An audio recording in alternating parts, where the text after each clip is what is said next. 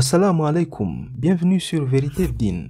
Le Hezbollah déclare avoir tiré vendredi matin une vingtaine de roquettes vers Israël, tuant un soldat israélien et en blessant grièvement un autre. Ces roquettes ont été tirées depuis le Liban sur des zones proches de la frontière nord avec Israël. Cette information a été plus tard confirmée par l'armée israélienne qui a ensuite mis en garde le Hezbollah, ajoutant qu'il est en train de mettre le Liban en danger. Considérant le Hezbollah comme l'une de ses plus grandes menaces dans la région, Israël n'a cessé d'avertir que si la communauté internationale ne repousse pas les forces du Hezbollah hors de ses frontières par des moyens diplomatiques, il prendra des mesures. Ce qui est vraiment étonnant, c'est de voir Israël demander à la communauté internationale d'agir pour lui assurer la sécurité, alors que lui a toujours violé les résolutions de l'ONU ainsi que toutes les demandes de la communauté internationale pour qu'il arrête la colonisation et les crimes sur le peuple palestinien. Le chef du groupe libanais, Hassan Nasrallah, a déclaré récemment que son groupe, allié du peuple palestinien, utilisait de nouvelles armes contre Israël, notamment des missiles Burkan, ajoutant qu'elles pouvaient transporter une charge allant jusqu'à 500 kg.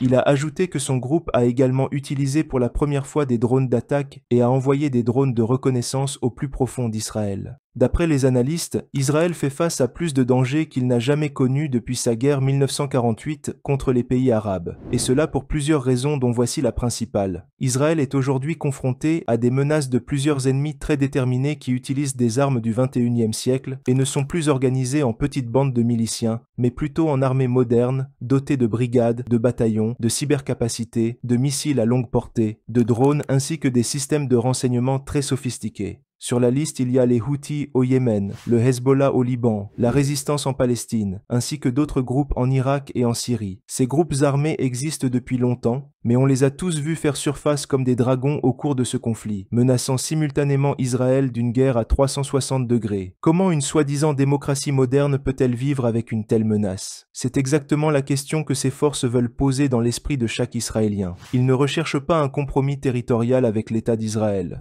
L'une de leurs objectifs est de détruire la confiance des Israéliens dans la capacité de leurs services de défense à les protéger des attaques surprises à travers leurs frontières. Pour conclure, le peuple israélien est aujourd'hui dirigé par le pire premier ministre de son histoire. Netanyahou n'a ni la volonté ni la capacité d'œuvrer dans le cadre d'amener les deux peuples à vivre ensemble en paix. Israël ne pourra jamais gagner cette guerre si Netanyahou continue à demander à la communauté internationale de l'aider à vaincre toutes ces forces armées qui menacent Israël, alors que sa politique consiste à continuer à étendre les colonies, à annexer la Cisjordanie et à y construire un État suprémaciste juif. Voilà ce que j'avais à dire dans cet épisode. Je serai très ravi de lire ton point de vue dans les commentaires et merci beaucoup d'être toujours là. Assalamu alaikum.